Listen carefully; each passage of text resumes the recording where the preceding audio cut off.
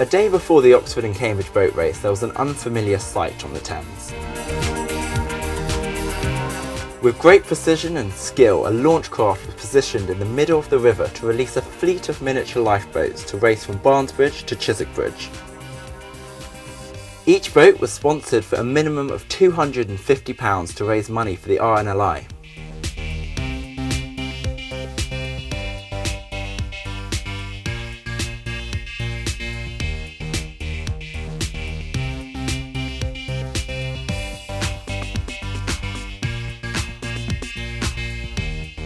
The winner would have the honour of naming a real lifeboat.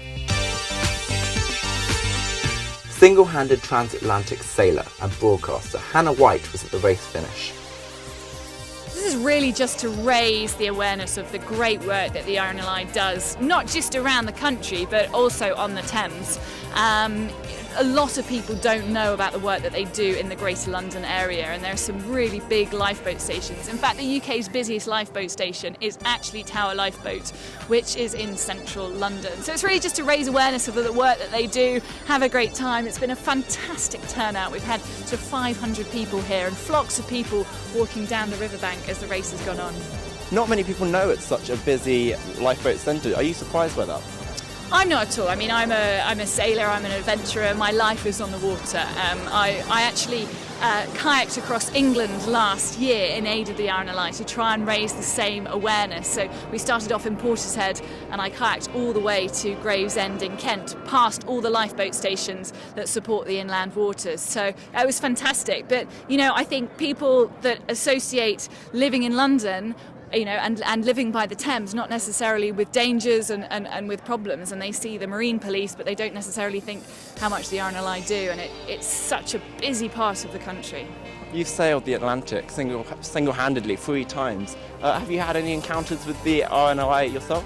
Do you know what I have? I have actually been escorted in to Weymouth by the RNLI when I was very young and training for one of my single-handed races, and just knowing that they are there is such a massive support. It was a horrible night, dreadfully bad weather, and I had problems on board the boat, and it was such an assurance knowing that they were out there, they were training, and they were able to take me in and look after me and make me a really nice bacon sandwich. But people just assume they are like the police and hospitals, and they are funded by the government, which they're of course not. The RNLI relies on donations, so it's a big fundraiser. I think, as we heard at the end, that we raised enough money today to buy a new inshore lifeboat, which is amazing. Having such a big river running through the city, people should be aware of, one, the fact the RNLI are here, and then maybe also why they're there and the dangers of the river. And the winner was John Hicks, who apparently wasn't here to claim his prize, but that won't stop everybody else from celebrating.